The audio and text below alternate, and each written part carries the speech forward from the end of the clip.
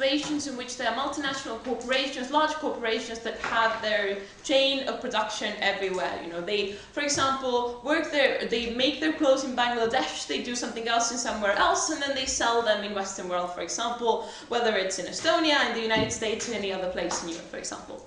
We think that we, as the Western nations, in very many circumstances, can do a lot to influence these companies. We don't think that we do enough environmental-wise, and we think this is an excellent tool for us to do that. What we will do, we think that we overall believe that we should apply the same environmental standards that we have at the moment. They differ in various ways. For example, that you cannot dump waste anywhere. You need to have filters in your chimneys. You have to have safe mining activity. All of these things that we do for our nations at the moment, we think that we should demand these things from these states as well. We think that we can enforce them in various ways, so we should do all of the same things that we can, what we do for our nations as well. We think that we can fine them. We can, for example, in some circumstances, discuss about whether we should cut off their production lines in our states, etc., etc. Use different kind of sanctions, varying on what they did, analogous to, for example, how we've demanded the PP to clean up the oil spill in the Mexican Gulf after they've done something awful. We think that there are different things. We ultimately think that states should do it independently, but also we can collaborate to make this process more sufficient. We don't really think that's a really important part of this debate. So after all of these parts of the model, I have three things that I would like to discuss just a sec. I would like to speak about how it coincides with our environmental principle at the moment. Secondly, I'd like to speak about consumerism and consumption. And thirdly, about the third world and how it impacts them. Before that, go. So to be clear, you're only talking about firms which are headquartered in the West, and also if there's already regulation in these countries, what happens then? Okay, first part is no, the headquarters don't have to be in the West. It says like some part of your production, or if you have, for example, a store in our country, that's enough. And secondly, if you have regulations in those countries, that's great. We think that we add additional from what we want out of them, because we perceive our environmental standards to be excellent and they should be followed. If they're not excellent, then they should be better, but that's not part of this debate. So firstly, let's look at the principle. We think that overall we need environmental standards for multiple reasons. There has been multiple years of debate about whether we need environmental standards, whether we need economic growth in certain areas, and we think that's an excellent debate. But overall, we as the Western states do recognize that we need environmental standards because we have problems with it, like fundamentally very awful problems that we don't really engage with a lot. We think that overall we don't really engage with those problems a lot when we have a lot of economic growth to lose, and we think that that's what happens in very many developing world countries at the moment, that they don't really pay attention to that, because if they were to pay attention to that, they would lose in their own countries, for example, economic growth. We think perceive that to be problematic. We, however, don't have that problem to that extent anymore. We think that we can overall, recognize these standards in our states, and that's what we're doing. But what we perceive problematic to be is the fact that even if we do those things in our states, that has a minimal amount of effect if the whole world is not doing the same thing also. And we perceive that to be the problem. The biggest problem with fighting environmental issues at the moment in the world is that we're not unanimous in doing that. And we acknowledge that we cannot simply dictate what other nations are doing. We can finance green projects, which we are doing at the moment. We can demand these states to have better environmental policies, which we are also doing and using a lot of political capital in order to do so. But we cannot really dictate what these states are doing and how they set their environmental standards for themselves. However, what we can do is this policy. We can add this policy to a whole package of environmental standards ideas that we have at the moment, by also following their own principle and allowing the environmental issues to be solved better. Because we can use this method of leverage to actually influence a large proportion of the way these states are working at the moment, because there are a lot of multinational corporations working in various of these states, and they also form a quite large proportion of that. So we think that this is another method just to add to the principle of how we already are engaging with environmental issues to be there, and we think that if we don't do that, then our own people will also lose, because the environment itself is detrimenting due to the issues that are happening there. Even if we cannot tackle that, we should do that. Secondly, let's look at consumerism and consumption.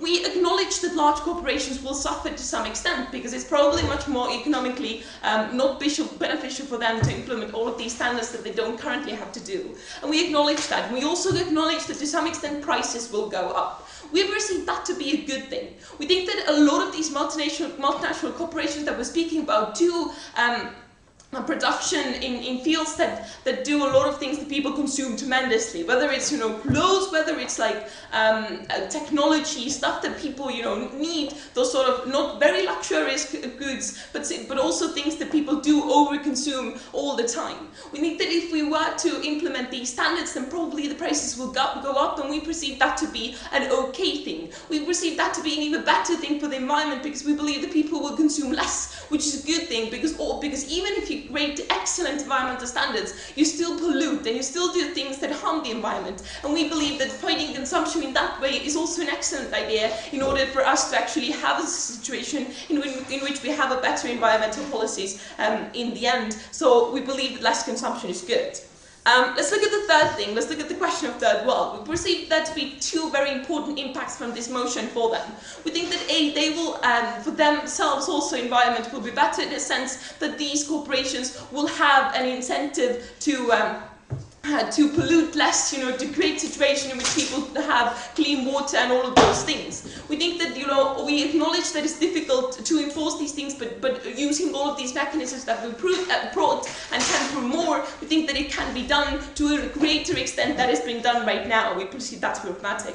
But a second impact, we think that these multinational corporations will still keep on going to these places and use their lines of production there still, because other things, for example, labor, will still be very much more cheaper for these corporations. We believe that right now those nations and their current corporations or their current businesses are also very large polluters, and we acknowledge that they will not have to follow the standards that we're setting. But we believe that if we look at China, then they've already made commitments about, you know, in enhancing their environmental standards. We, however, perceive it to be pragmatic. If we have a situation in which China wants to, you know, have those standards, but our own nations, for example, are not following them, and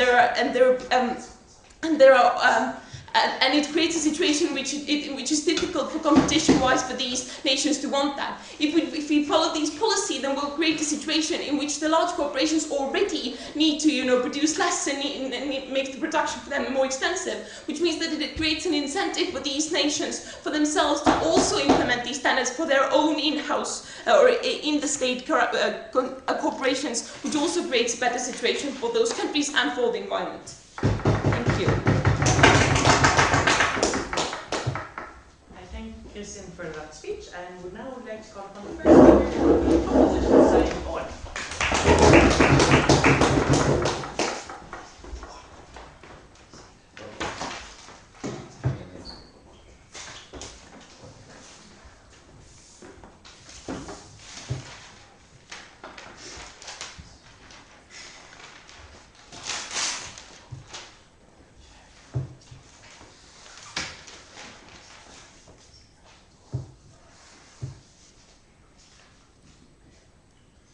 Madam Speaker, in Brazil there are millions and millions of young voters who do not judge their government based on how many trees were felled in the Amazon rainforest that year. The ways in which they judge their government are how much the economy grew that year, how many percentage points GDP rose by, how many new jobs were created, how many people were pulled out of the most gut-wrenching, back-breaking poverty you could possibly imagine.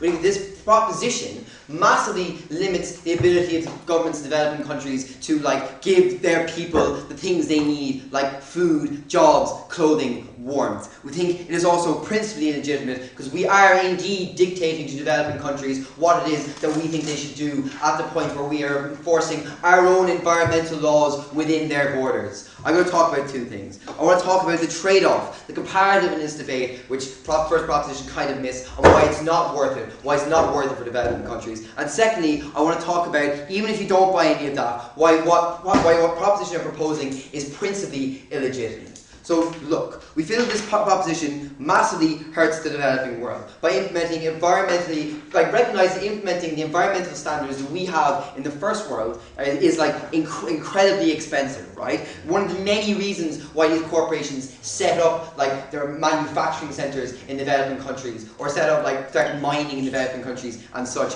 is partially to avoid strict environmental regulations that we put in place in our own countries that are incredibly expensive. There are other factors as well, but it's quite important one, right? We think that increasing the cost of these businesses operating in these areas, right? Recognize the kind of business we're talking about are like manufacturing industries in these areas and things like mining in African countries, right? Businesses which also that cause massive amounts of environmental damage anyway, right? I'm going to talk particularly later about why that makes it particularly principally illegitimate. But we think that increasing the cost of businesses operating in these countries is massively damaging in a number of ways. Firstly, it discourages new businesses from setting up in developing countries. It discourages new businesses from setting up new manufacturing plants, from creating new jobs to provide people who otherwise have nothing with ways in which to feed their families, with ways in which to have a disposable income, right? With ways in which for these countries to develop, right? Because once people start have a disposable income, it's possible to have savings. It's possible to send your child to education that you didn't get. It's possible for countries to develop and to not have to rely further down the line on your manufacturing economy like they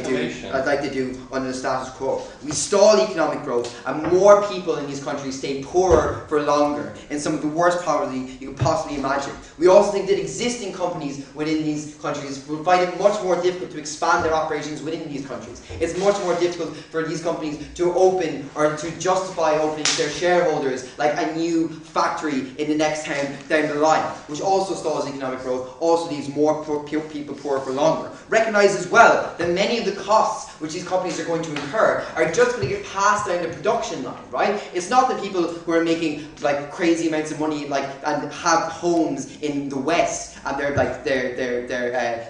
are based in the US are going to be feeling these costs. It's the workers who are going to get laid off in these countries because it's no longer profitable to run these plants. It's the workers whose wages are going to get cut. Because recognize an awful lot of these countries have poor or non-existent labour laws. Recognize as well that many of these corporations hold such political and social capital within these countries because they provide so many jobs to so many people and they're so important to those countries that they can lobby incredibly easily to get the government to change the laws, to get their government to turn a blind eye when these companies violate labour laws and stuff like that. I think they're more likely to do it at the point where we increase their costs of running, right? But also we think that for the most part these environmental regulations aren't even going to be enforced, right? So we think that they lose the comparative on that as well. Because then I just told you all the negative effects of increasing the cost for these companies of operating in developing countries. We think that the benefit that they're going to get is incredibly marginal. Recognize, I've just told you about the political and social capital which these corporations have, which allows them to get state officials to turn a blind eye, right? It's incredibly easy to even if we send Western people to investigate these things, right? It's very easy to just bring them to 2 out of 3 of your manufacturing plants, which you just clean up for the day so that everything looks okay, right? We think that massively hurts the comparative on their side. We also think these corporations, a lot of them, or some of them at least, are going to turn to other markets. Recognize that in countries like Russia, and particularly China, people are developing more and more disposable income. China is becoming more and more exposed to the free market and the global market, which means it's much easier for these companies to turn and try and sell their goods in those markets in order to avoid environmental regulations. So again, we think that a lot of their benefits are pretty non-existent. Actually, I'll take POI now if someone has one. Right. We are not holding these governments responsible for conducting these sorts of realities. We're just forcing Western countries, if they come to our markets and our consumers buy their goods, we're going to find them if we find out there has been environmental exploitation in the line chain. Yeah, so you're going to find the corporations if there's been exploitation down the line, which is essentially penalising corporations for doing something which is against your environmental laws. That seems that's an imposition of your law in another border. I'm not really sure what the point of that POI was. But anyway, so, well, maybe this will help clear up whatever your question was. So why it is then that it's principally legitimate? Because recognize, we are indeed dictating to third world countries what is okay and what is not. Many of these developing countries and developing nations decide to allow corporations to flout environmental regulations and decide to even allow them to flout labour laws in order so that they can to encourage them to set up in these countries, to provide jobs for their people. These are decisions oftentimes made by democratically elected governments, elected by the people within those countries, to because that is the will of the people in there, right? right? So recognize that we are indeed dictating what we think is acceptable, right? I think it's firstly ridiculous because the reason that we are able to have those kind of laws in the West is that we don't have industry-based economies. It's that our manufacturing is done in developing countries. That we don't have to have high carbon development, and we don't have to have high carbon manufacturing because we outsource it to these countries. It is then ridiculous for us to turn around to these countries, or to turn around to the corporations which provide jobs in these countries and tell them that what they're doing is illegitimate, which is effectively saying to the States that what you're allowing these corporations to do is illegitimate and not allowing them to do it, right? We think that it's a violation of the national sovereignty of these countries, right? Which oftentimes do have democratically elected governments. And it's not good enough to call them not proper democracies or whatever, because they're in the back portions of corporations. Recognize that in Western countries, corporations also hold disproportionate amounts of sway within our electoral system. It is not okay for us to be making decisions for developing countries. It is especially not okay for us to be making decisions which I've told you are against our interests. We thank you. So incredibly proud to oppose. Thank Owen for that speech, and we would now like to move on to the next speaker, Caspar.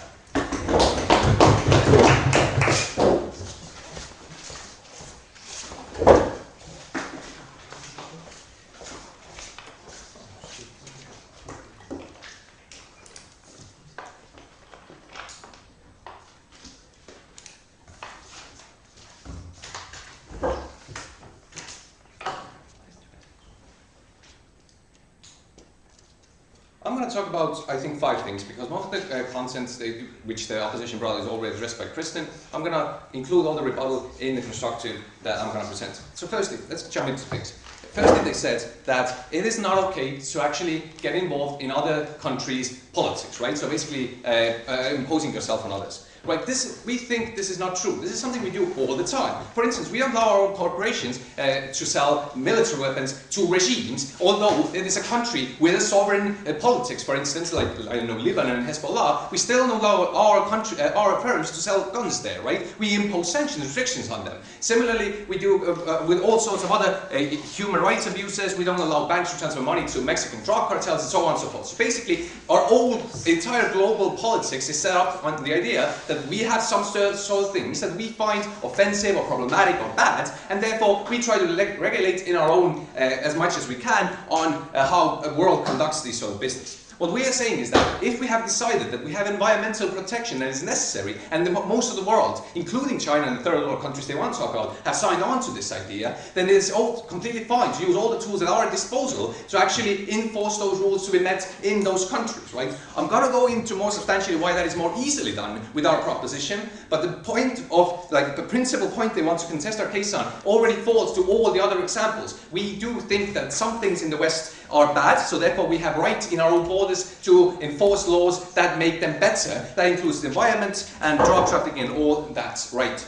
But let's get into pragmatics. Firstly, they said that this discourages companies from setting up. They never respond to Kristen's analysis that that's probably not true. If this is a blanket policy, then regardless of whether you are in Brazil or India or wherever, if your end consumer is in the West, then we are going to force you to uphold environmental standards. So meaning that you will have costs in each and every third world state. You have to put filters on your chimneys and so on and so forth, not dump anywhere, right? So we think that that means that there is still cheap labor there compared to the Western world, so there is no market incentive for you to move your firm away from those countries necessarily, because you still have the same environmental standards in both cases, but in one case you have cheaper labor laws, and meaning that even the extra costs that you do suffer can be just put on the price of the H&M clothes that you sell, and Western consumers can pick up the extra price tag. We think that even if they manage to argue that this tremendously slows down our economy, they also have to defend why that is necessarily bad, because we don't think that the Western people not consuming as much as they do currently is a harm compared to environmental destruction. And I would like to emphasize the environment is something that needs to be protected, because this is something is one of the biggest global threats currently. At the pace our economy is moving, we will not be able to survive the next century because water levels are rising, CO2 emissions are polluting there, there's global warming that impacts agriculture, sea levels, sea trade, all the sectors. So this is an immense harm for the Western countries as well as the third world countries, which I will get into later. And the point is that even if the economy slows down, that might be better for the environmental goals.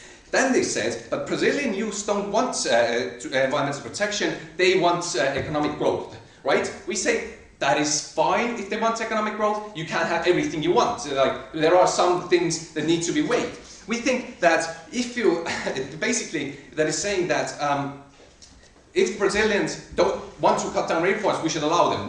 But that is not the case, because it's in our interest for them not to do so. So we think it's better if we encourage them not to do so. We have currently imposed, as Kristen explained, restrictions, and we have encouraged these countries to move towards greener technologies. We have several billion-dollar investments in China and African countries, for instance, so they would go greener. The problem with that is that that is still expensive, right? And not all of the costs that the firms would need to restructure to be greener can be covered by those economies, because multinationals are all competing them, because they're not that influenced by environmental standards. Now, if we set high environmental standards for multinational corporations, the local businesses catering to the same consumer in the third and the first world will become more competitive, because then the subsidies the state gives them and the extra investments they have to make to go greener won't put them below the competition of a multinational firm who can currently break the environmental standards. So meaning that it's more easier for our political and lobbying power to actually, and diplomacy, to actually influence the governments of the third world to use our investments and to actually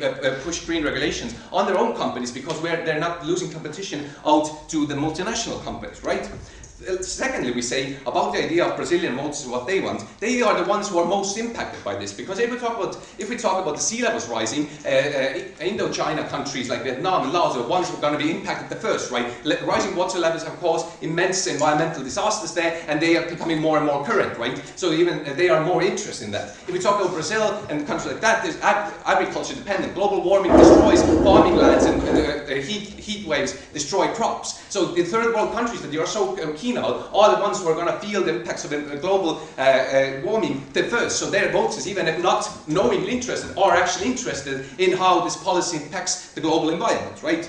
Then they said that the competition would turn to the third world, and that would harm the consumers. We would like to point out that we already, these markets, H&M, cater to their consumers as well, the third world consumers. So that is already happening trend. If we talk about the industrializing countries, they're already becoming next consumers and the next producers, right? And that's a trend that's going to peak at 2030. So meaning that it's very important to actually tackle these markets and try to get them keep greener as soon as possible. And this is done by our policy, which makes it, which enforces it. Yes. What part of the world is the most damaged to the environment? What part of the world most damaged to the environment? I'm not entirely sure about the statistics. I think that major producers like China and the USA also are like, they contribute a lot. Everybody does bad things currently. We don't have to defend the current Western green standards. We can agree that the West will do a lot more, and we should maybe impose our own country companies as well as multinational companies to even harsher environmental standards. That is not the debate at the moment. We think that the question is the principle whether we can do this for multinationals. Last, I would like to point out that we need to incentivize the green investments for these multinational companies, right? Currently, since oil prices are down, they're not very incentivized to invest in more green stuff, right? Now, if actually polluting the environment has immense opportunity costs and risks involved, they are more incentivized to actually try to invest in greener technologies, so they can actually make better practices and are less likely to get fined. We think that currently, if you invest $1 in a greener technology for your company by 2020, it's going to be good. But if you do it after 2020, the environmental processes have already reached a point where the cost becomes $4.30 for each dollar, meaning that it's much cheaper for them to invest, but currently it's being held back because of the Western demand as well as low oil prices. This gives them an extra incentive to invest now in greener technologies to actually alleviate the impact that they have on the environment with the current practices. And I think these are excellent reasons why to save our planet for the next generation.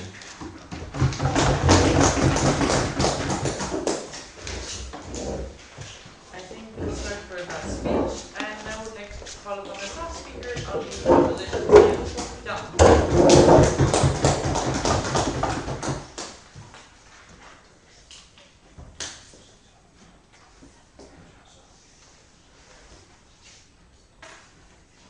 Right, so I asked in a POI, what part of the world does the most damage to the environment, right? Why I ask this is because when you want to implement any kind of environmental policy, whether it's in your own state or by massively overreaching and influencing the internal affairs of developing countries, as these guys want to do, when you want to do that, it always proves unpopular because you never see the immediate benefits and you always see the immediate harms of it, right? So what we want to do on our side of the house is hit the places where, like, there will be the least amount of protest and where it will mean, like, the least amount of, like, lacking of impetus going forward in order to do, like, more environmental things. We think that on their side of the house, they scupper environmentalism down the road, like, pretty much forever. Because of, like, the way that they just deal with IOR, basically, right? So I'm going to be talking about that. I'm going to be talking about what this does to perceptions, both amongst the developing world and amongst the developed world, because ultimately that's the only thing that matters. It doesn't really matter what the things actually are, all that matters is how it's perceived. Then I'm going to be talking about, like, how we actually get the best bang for our buck in terms of environmentalism, right? One or two bits of, like, extraneous, well, just one piece of extraneous buck, the rest of it's interwoven. Like, we've been told that we've got, like, a precedent for interference in the internal affairs of countries, right? First of all, we don't think that, like, a precedence is a substitute for, like, an actual reason or justification for doing things. Like, you can get precedents for pretty much everything. It doesn't mean that, like, they're in any way okay to do. Like, if we ended up stop selling arms to tin pot regimes around the world, or, like, sanctioning to hell and back regimes that we don't like maybe we'd be okay with that as well. We don't need to stand behind that part of the status quo as well. We may well do other things outside our position. But, like, even at that, like, we don't think that analogy even just stands, because, like, the things of, like, like, selling guns to different countries and things like that, that's part of, like, allowing, like, these countries to be able to decide for them, like, what is best, what they want to buy, what kind of business they want to do, which is what we're on the side of. We think that these countries are perfectly able to decide what kind of business they want to do, right? I have a piece of refutation, give me the sheet there. Point of information. No, thank you.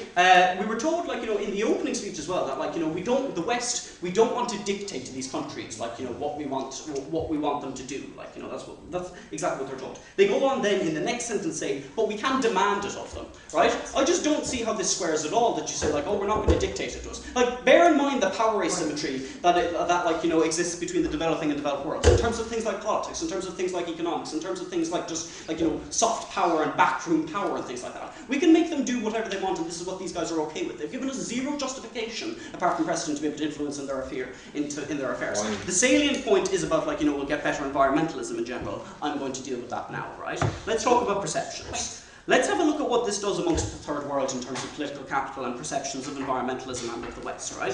What is seen amongst the third world when you get things like Owen tells you, like, for example, the cutting of wages because, like, the money has to come from somewhere to be able to upend your business model to make it more environmental. Things like the cutting of wages, or letting people go, or relocating to maybe slightly cheaper regimes, or maybe, like, start going to selling to different markets like China or Russia, where you, like, you can pass on, like, the savings in that way. What you get, like, when people kind of suffer in that kind of way in these countries is two things. One is that, like, and like, it's compounded by the fact that, like, all of this, like, general crappiness is also going to be kind of, like, is going to be, like, exacerbated by their national leaders, who, like, translating something that was beyond their control, and, like, they offload it onto the West did it to us. What we're going to see is two things. One is going to be a major buying out of the idea of environmentalism, because it's not the thing that's saving the planet, it's the thing that's costing you your job. Secondly, we're going to see, like, a huge disimprovement in terms of relations with the West, because they're the guys who, like, no matter whether these guys think that, like, we are in fact forcing something on them or not, it's how it's going to be perceived. It's going to be the enacting of our laws on their soil in terms of who they do business with, right?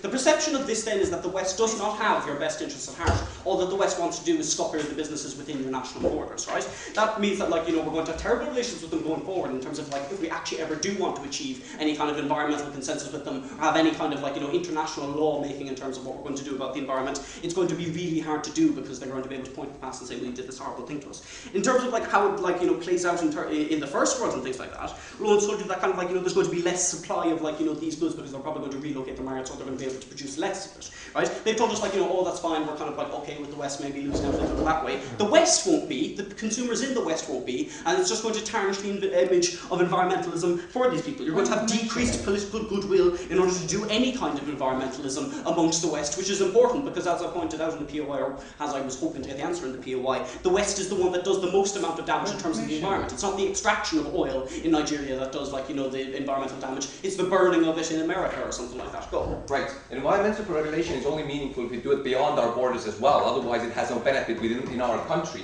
And even if you say that people will dislike environmentalism, why support any regulation in environment when it concerns our own state? Because I will also have the point that I'm getting to here is that if you want to support some kind of environmental regulation, you're probably best going to do it within your own borders. Given that with the countries that we're talking about in the West are the biggest polluters and the ones that cause the most damage, clamping down hard with some regulation there and not suffering the backlash around the world and maybe suffering a bit of backlash within your country is comparatively the better way to go about it. You minimise the amount of backlash that you're going to be getting and you don't scupper any kind of international relations. Moving on then to this whole thing about environmentalism, right? Reclamation. No, first of all, the type of environmental damage that's being done in these countries isn't necessarily always this big Malthusian stuff that spreads around the world that these guys want to tell you about. Oftentimes just localised harm, and it's not even harm in terms of the environment, it's just harm to workers and things like that. Things like working with chemicals, things like having to go down mines and things like that, right? So if you're going to say, if they're going to adopt their case and say, no, it's not about the plants, it's about us, interfering in these countries, they're finally going to have to bring to us a justification why it's actually okay to interfere in these countries' internal affairs, seeing as they probably made the internal calculus within their own countries that, do you know what, this little bit of suffering that we're going to go through is actually fine because we get more of a payout out of it, right? And in terms of the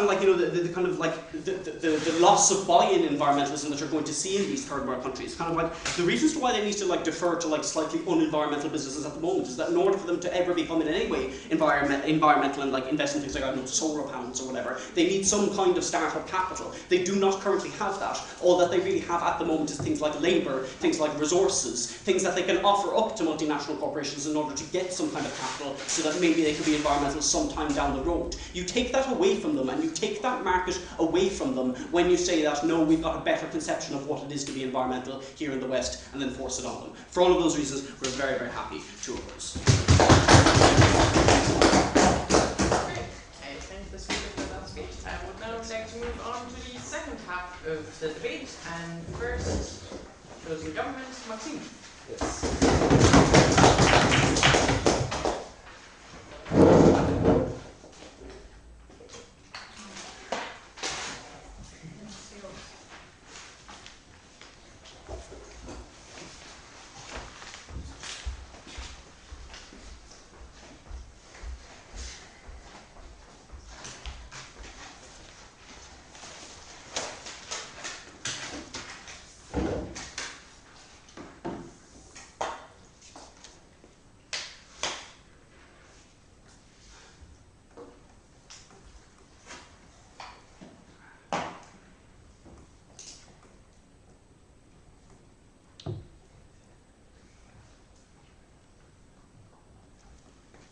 Yeah, thank you for the floor, Chair.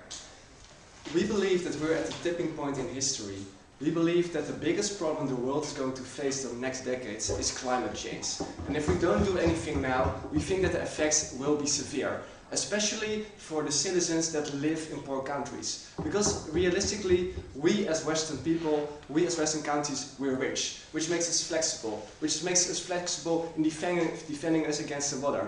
Look at the Netherlands. Why could they defend themselves so good against the weather? Because they're pretty rich and they could afford the newest technologies and things like this. Other countries, we've seen a lot of flows last year. We've seen flows in Haiti, we've seen it in India and Sri Lanka, and they were hit severely by this, especially the local people. Why? Because they weren't rich and because the climate change only reinforced the process. And we believe that the biggest cause at the moment of this climate change, with all the severe effects, are multinational corporations that don't respect environmental laws. So actually, this is the basic argument of my speech. I call it equal level playing field. But first to go to quite some rebuttal.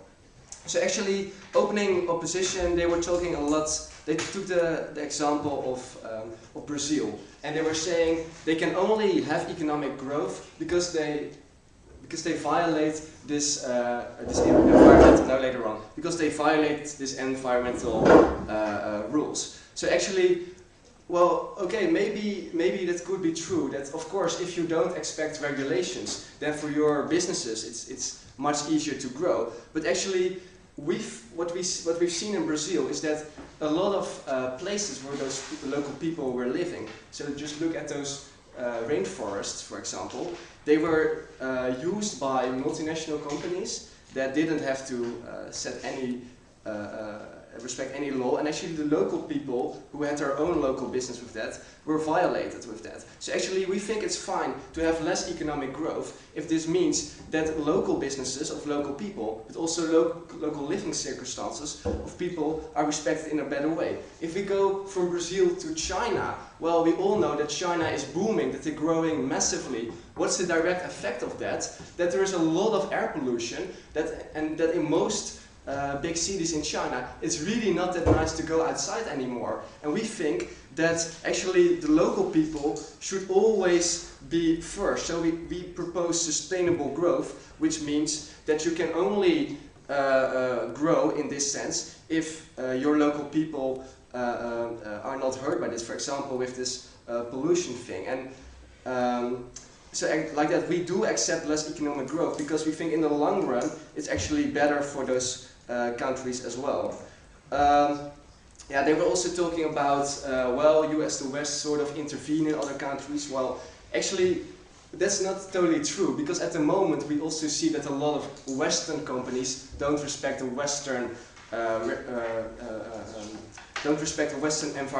environmental standards. So with this motion, we're also saying to our own Western companies, well, actually, if you want to make profit here, you should really listen to these laws, otherwise you are removed of the market. So we're both critical to Chinese and Indian companies, but also to our own Western companies. And if there is this company from China that therefore doesn't like to trade in Europe anymore, which is really unlikely because Europe is still the richest economic market. So also if you have to higher your price because of more regulations, there's still a lot of money to earn. But even if this means that the relations with that particular Chinese company and therefore the government will be less, well, actually we buy this because we don't want to trade with companies and countries that are only egoistic and don't think about their local people and the world in general. So let's go to my constructive. You had a POI?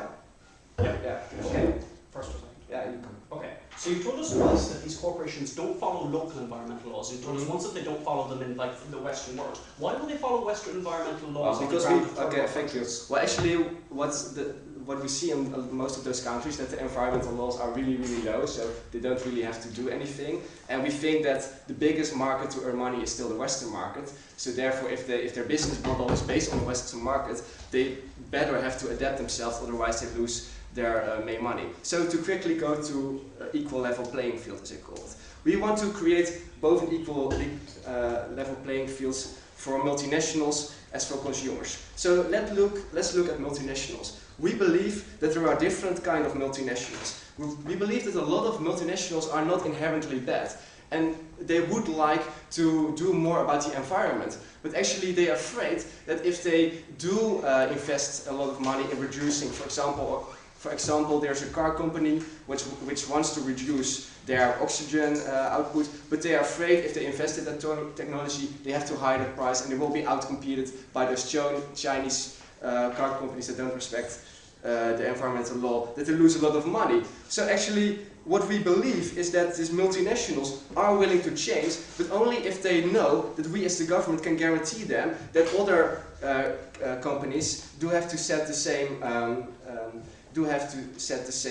laws. Also, a lot of local businesses, especially in the Western world, we already have the technologies to be really environmental friendly, but actually it's not beneficial to do something with this, because you know that there will always be this nasty Chinese Indian company or Russian or whatever that just doesn't violate it and what will always outcompete you. So in the beginning, with new technology, you always have to experiment, but you don't get the chance to experiment because you will be outcompeted. So realistically, we need to change this to give multinationals who are willing to change a level equal playing field.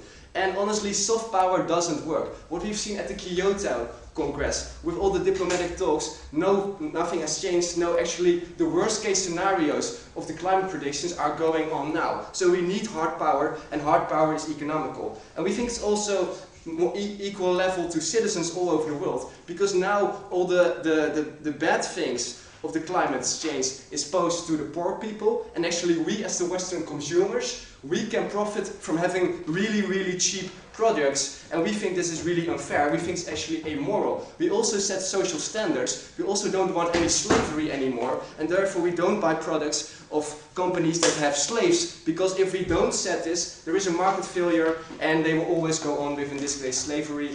So, because climate change is now the biggest problem, the new slavery, please support us.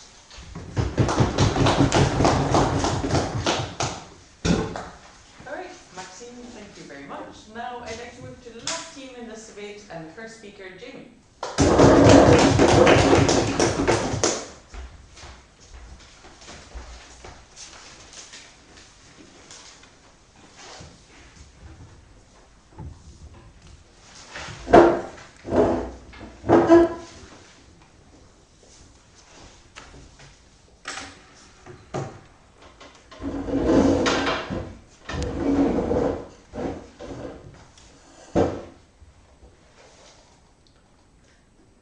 So look, what happens when we implement this policy is that we push for more accountable, better equipped multinational corporations out of the developing world. What we do is we transfer that market share of an essentially fixed global demand to the native corporations of those nations. These native corporations have worse environmental practices, are less accountable for those environmental practices, and have much worse working environments for the individuals in those nations. We think that in doing so, we squander the political capital, both in the West, the developing world, and most importantly, we increase massively the barriers to international cooperation on climate change.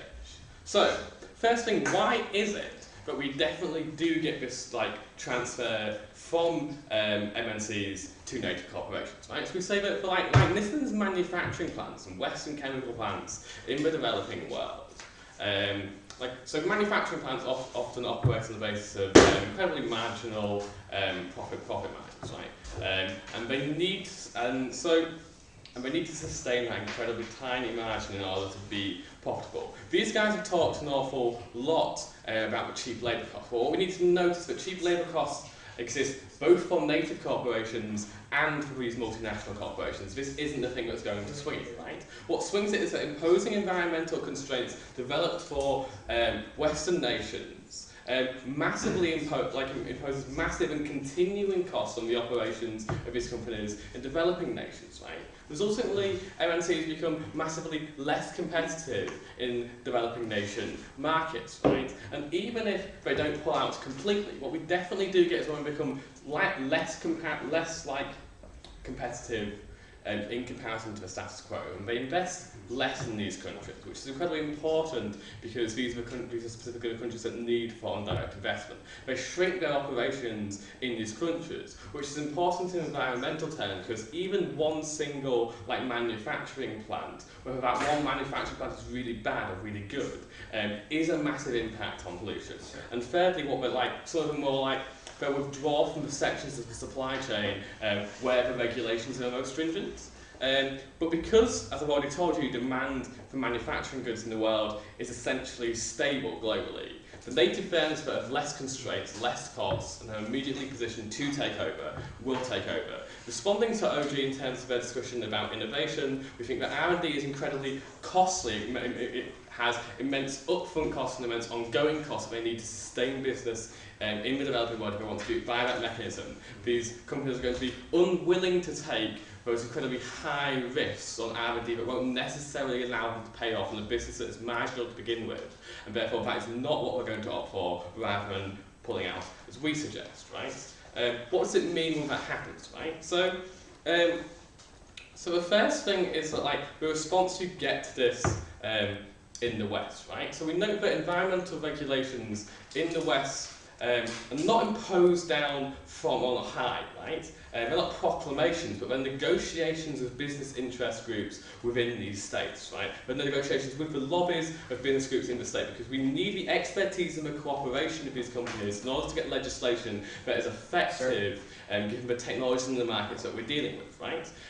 When these multinational corporations feel attacked, when the damage is imposed by having to be constrained, operate on the world level rather than on just the US level, you're much less likely to get the cooperation you need to develop this legislation further in the future, because it's not perfect now, and we need a progressive movement towards better and better constraints on climate change. You don't get cooperation. Instead, what you absolutely do get is massively more political capital for people fighting against this kind of regulation.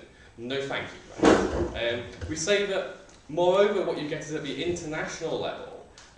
So you need an international framework for dealing with climate change absolutely necessarily, right? Because you need to coordinate in order to, first of all, be able to track the externalities for different country states, but also because you need coordinated action in terms of grid sharing and technology sharing in order to be effectively able to tackle climate change, right? When it looks like Western nations are imposing on the rest of the world how to deal with climate change, these like smaller nations, these less developed nations are less likely to come to negotiations, but less likely to become members of particular treaties. It reinforces the status quo imperialist narratives that say, like, that the West can't be trusted. They're not going to look after your interests. They're going to impose upon you, right? They're not someone that you can be willing to work with. No, thank you. So, third thing is like, in terms of political capital stuff, is governments feel like they've discharged their duties, and insofar as like states are not homogenous bodies and have competing interest groups within them, the ability for a politician to say, look, we've imposed regulations in this way, allows them to make trade-offs, political trades for like worse policies within their own nations, right? To go, look, we can subsidise gas and petrol for people now because we've done this other thing. And the types of other things that you're doing in Western nations are generally much more damaging to the environment for reasons that these guys have already conceded. No, thank you. Third point, so why is it that we would prefer to have MNCs, even less regulated MNCs, than native corporations? Go. Right, local businesses usually cater to the local population, and multinationals cater to the Western consumer, and they will still win for the Western consumer because they have cheap labour, and even if they're shut out of the of the third world market, sit down. As I've already told you, the native corporations also have the cheap labour because they're in those countries, right? What's going to happen is the native corporations will take over the manufacturing of cars, selling them up to the higher level supply chains of Western corporations that sell them to Western nations. They're focusing on the same demand, but they're now less regulated, right?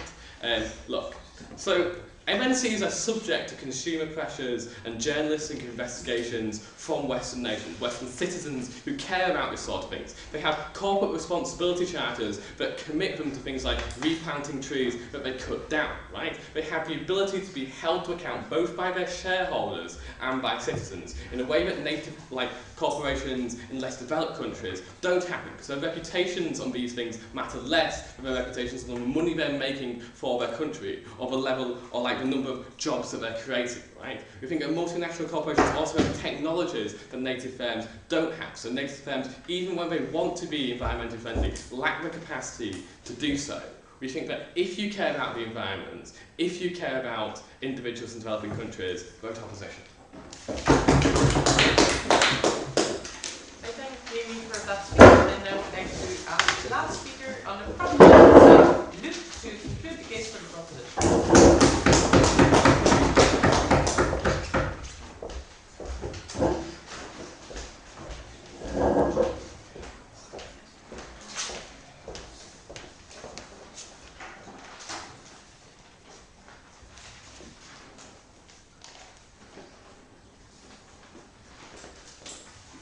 Thank you for the floor, dear Chair. So first I will go into rebuttal, then I will explain our own arguments further, and then I will explain the stakeholders, the actors in this model, and we will explain why our model of the proposition works and the model of the opposition doesn't work. So first the rebuttal. First the opposition said that citizens in these developing countries will lose income when we implement this plan. We think that this won't happen, because the impact on these third world countries will be the same as we explained in our equal playing field argument, because all important multinationals are influenced by this, so all third world countries will also equally be influenced by this. Second, then they said that companies in developing countries will then focus on lower wages or other, for example, worse working conditions to lower their costs. But we think that they won't do this much more when we implement this plan, because multinationals always focus on maximizing profit and they can, and if they can do this, they already have done this or already tried to do this. And even if this happens, we should fight this as well, besides our own plan. Then the opposition said that companies will then leave to other countries who are not harmed by or are not influenced by Western countries. And we think that, but we think that the majority won't do this. But we think that we see that 4/5 of the money in this Western world is in the world is in the Western world. So there are a lot of profit to make in the Western world. So the majority of the companies won't do this. And if there's another country which is cheaper to produce there, then they will already go there, despite our plan. Then they said that they throw it on the line, that they said that it's morally bad that we dictate third world countries which environmental standards are correct. But we think that's very logical that we do this, because we have the knowledge about which environmental standards are reachable and are good for this world. Because we do a lot of research about it, and we think that it's good that the first world countries then can benefit from our knowledge we have about environmental centers, and it will not threat, and we will treat first world countries equal, as I already explained, so they're not unequally harmed by this. Then the opposition said that they will lose goodwill to strive for environmental change in the West. We think that this is happening now. We see that the soft line is not working. Also, citizens in the Western world see that this is not working. We see that pollution is still way too high, and we think that in our model this will work, as we will explain further, and we already explained. So this will increase the goodwill in the Western world. And even if there's a perception that third world countries are harmed by our case, then Western people will see that, and will also see that our plan is working. So they might even want to do something back and also improve their own behavior, which impacts the environment of our society. Yeah. Okay, on our side of the house we get a certain amount of domestic backlash on the West. On your side of the house you get backlash everywhere. In order for you guys to win the comparative, you need to show us that this solves environmental problems, like full stop, does it? Yeah, I will do that in my speech and in my summary. Then the last argument of the opposition was that the third world countries won't implement this plan. But we think that they will, because in our plan we will explain that this benefits them and the less pollution in the country, so a better environment in their country. So going on to our own arguments. First one was that the Western countries are responsible for pollution. We think that's true because they consume the most and they profit most of the production. And secondly, we say that the West is most powerful. We see that the multinationals are mostly depend on the West. And because firstly, they either come and exist, or are started in the West, or they sell products in the West, because 4/5 of the money is in the West. So with our plan, we will create an equal playing field, as I already explained, and third world countries will therefore not be harmed. And this will create better environmental standards in third world countries and in the whole world. So what this means is that because the West has power, they can create this equal playing field. And this means that when the West sees development on environmental beneficial technologies, this creates a mechanism to force multinationals to higher their environmental standards if the West sees a development in technologies who benefit decreasing pollution. So when we implement this plan, this will create a mechanism that benefits the whole world in the long term, and will make sure that all the new technologies who are being beneficial for the environment will be implemented by the multinationals. Going on to the stakeholders. Why are we going for the hard line? We say that the soft line was not working. We see that conferences about the environment are not affected. For example, the Millennium Goals are not reached at all. Or emissions, and also the system of emissions is not working. So we have to force multinational corporations to set better environmental standards, and the West is the one to do this. Because we have different actors in this case. The first one are multinationals who want to set better environmental standards, but can't do this because first, the extra costs are too high compared to competitors, and second, the Western consumers don't see enough. About what happens in the first production stages in developing countries, so they don't care how environmental good the first stage of production is. Yeah. Secondly, you see that small companies who want to set better environmental standards can't do this, because first they can't because the extra cost are too high, and not a lot of consumers want to pay for this now. And secondly, they can't compete against multinationals who are not setting this environmental standards that high as these small companies want to do. And thirdly, we see developing countries who also want to set better environmental standards because they want to improve their environmental standards in their country, but they can't because the multinationals have the power at this moment, and they will then leave to other countries, and employment in this third world country will go down, and we think that therefore they won't change for better environmental standards. So what this means is that multinationals cause developing countries, but also other multinationals and also small companies to not be able to set better environmental standards. So these multinationals all depend on the Western countries. They are the only one who are able to force all these multinationals to set better environmental standards, as we explained in our arguments. So when there is these better environmental standards are implemented, it not only affects multinationals but also small companies and developing countries. So there will be less pollution in the whole world, not only in the Western world but especially in the developing countries. So where there will be a healthier environment, and this will benefit all the people in the world. So therefore, I'd like to propose. Thank you, Luca, for that speech. And now I would like to call upon the last speaker on the opposition and the debate. Good morning, Nick.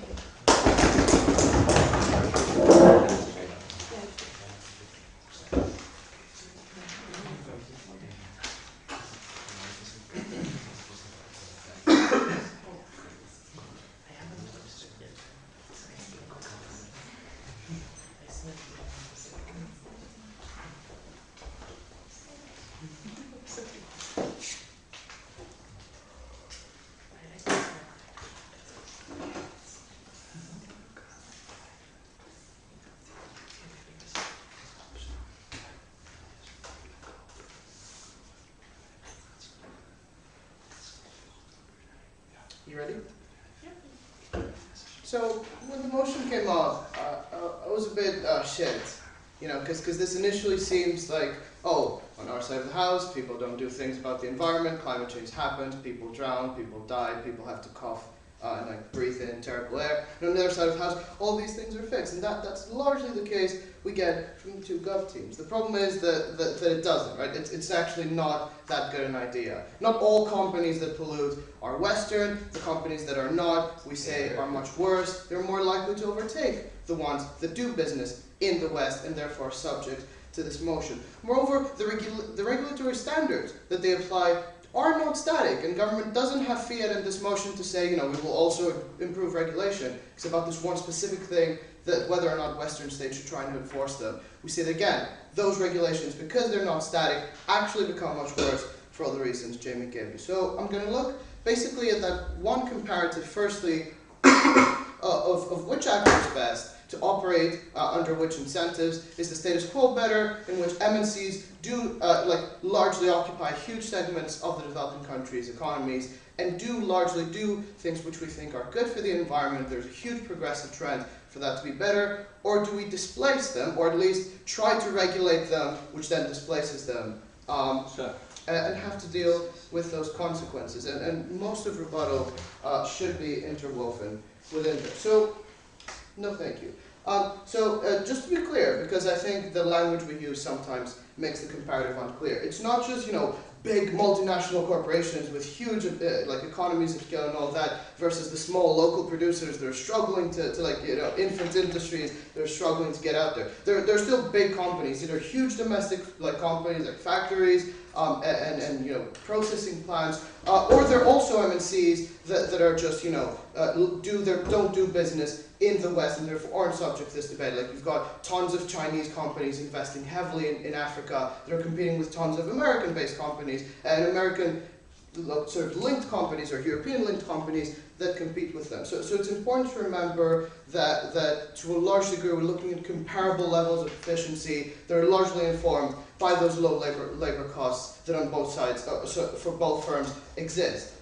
Jamie tells you, and we get no response to this, that firms, in order for them to compete, especially at this large scale, especially when you're looking at manufacturing, which is largely what causes most of pollution, as a sector, you're looking at very tight margins because you're producing thousands or millions of items of each thing. So if you can get the price down just by a few cents per unit, right, that is how you make millions, because then you multiply that by the millions you make every day. So that even those small changes that you get, that they seem to think can be absorbed, but we say largely cannot, and that's why competition is so fierce and why price levels are so similar across companies, means that these firms will largely get displaced. And they say they won't, because, you know, there still will exist demand for these things. Labor will still be cheap in those countries. The problem is that the economy as a whole isn't, like, our total global GDP level isn't static. Like, it can very well be that, you know, absolute GDP level across the world just goes down. That has been our case, and that's also been Opening Up's case when they talked about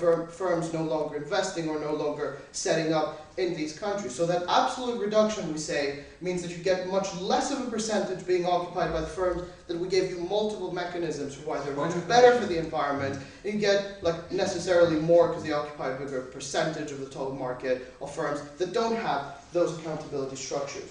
What are those? We tell you, firstly, it is a consumer pressure you get in the West, right? So for example, we all know of Foxconn, the company that makes like iPhone components and other electronics in China. What a lot of people don't know is that actually it has the best workers' rights records in China. It's still terrible, but it's better than others because they have huge domestic pressure from the West to be better at it. Otherwise, people, you know, boycott, or at least there's lots of, like, consumer interest groups pressuring them for change, right? In the West, we have a lot of media coverage. One, because I think to a large degree we care because we can afford to care, but also two, just because, you know, we have a more developed and better structured media system, which allows those investigative processes that don't happen. We get lots of corporate social responsibility action from these firms of their own initiative, and a lot of self-regulation from their own initiative because of that accountability that exists with their Western-based consumers.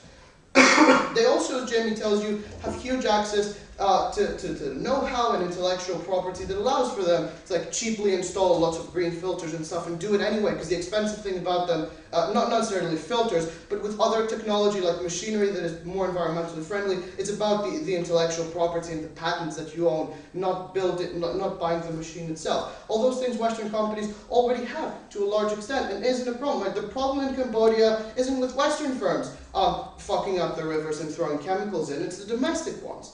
Opening. Right. Even if the Chinese firm wants to steal the market from the multinational, they will be subject to the same environmental regulation as the multinational, because they want to have market in the West. If they start buying from a Chinese company, they are still in the line of production will be environmental. So the problem is that it doesn't, right? Because they're competing not over the Western market, but over the African market. That is where the most the biggest projection is for increase in terms of one, GDP growth, and secondly, emissions. You know, by 2032, total emissions will be much higher coming from Africa and Asia than the West, right? So we say that those markets, right, necessarily are not linked to the West and just get overtaken by those other firms. On our side, MNCs do some good things for the environment. They're not perfect. The problem is that the comparative isn't those MNCs doing some things versus them doing more, because to a huge degree they get displaced, right? Specifically, and they're likely to retract not from the industries that they don't have huge costs, but from the industries that are more likely to be prone to pollution. You get less low pollution production under their side of the house, get less of an incentive for research and development in those sectors, because the companies that can afford to do that have been kicked out. And moreover, regulation actually becomes much worse, right? Because we say that regulation isn't drafted in a vacuum, right? It's a consultative process with key stakeholders. Republicans are now more likely to, lobby groups are more likely to pressure Western governments to reduce their regulatory standards, because they say, look, we cannot afford to sustain our business model, so insofar as their policy works, it does by reducing environmental standards everywhere. And secondly, politicians then say to their own people, run on campaigns that say, oh, this is good, because we should reduce regulatory standards, because that hurts poor people, but actually fucks over the environment much worse on their side. Very happy with this.